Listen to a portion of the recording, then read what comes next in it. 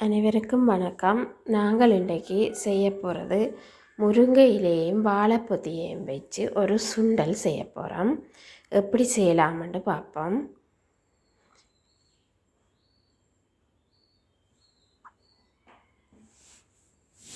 நாங்கள் தேவையான பொருட்களை எடுத்து வச்சுருக்கிறோம்.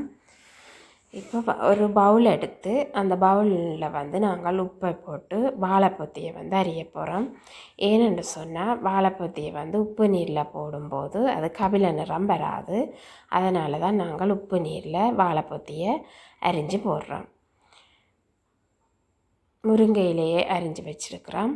வாழைப்பொதியை அரிஞ்சிட்டோம். அதோட நாட்டு முட்டை 2 எடுத்து வச்சு அந்த நாட்டு முட்டைக்குள்ளே மஞ்சள் தூள், உப்புத்தூள், மற்றது வெட்டுத்தூள் என்பவற்றை சேர்த்து கொள்ளுவோம்.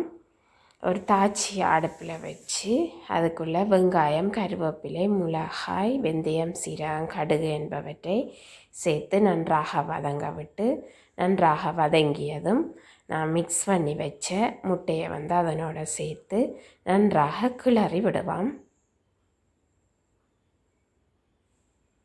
முட்டையை நன்றாக வறுக்க வேண்டும். முட்டையின் வாசனை வரும் வரை நன்றாக முட்டையை நாங்கள் வறுத்து கொள்ளுவோம்.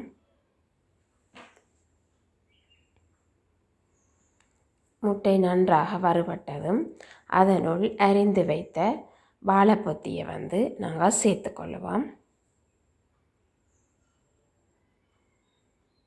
வாழைப்பொதி நாங்கள் சும்மா வெளியில் அறுத்து வச்சமாக இருந்தால் அது வலியோட தாக்கம் அடைஞ்சு பொலிஃபெனைல் ஆக்சிடேஸ் தாக்கமடையும். அதனால் அது கபில நிறத்தை கொடுக்கும். அதனால் நாங்கள் உப்பு நீரில் போட்டு அதை அறுத்தெடுத்த நாங்கள் இப்போ பாருங்க அது கபில நிறமாக வரையில்லை. முருங்கை இலையை வெட்டி வச்சு நாங்கள் வாழைப்பொதி வதங்கின பிறகு முருங்கை இலையை அதோட சேர்த்து நாங்கள் நன்றாக கிளறிக்கொள்ளுவோம்.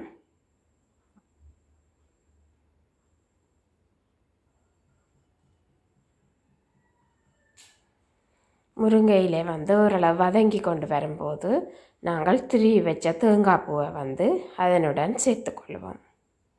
தேங்காய் பூவையும் சேர்த்து நன்றாக வதங்கும் வரை நாங்கள் கிளறிக்கொள்வோம். இப்போது முருங்கையிலை வாழைப்பொதி சுண்டல் தயார்.